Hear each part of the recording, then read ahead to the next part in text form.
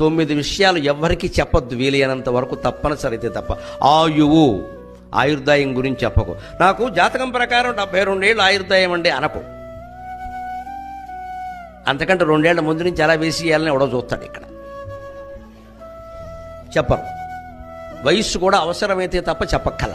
ఆడవాళ్ళు ఈ విషయంలో చాలా జాగ్రత్తగా ఉంటారు, ఎట్టి పరిస్థితుల్లో చెప్పరు. విత్తం, డబ్బు గురించి కూడా ఎవరికి చెప్పొద్దండి.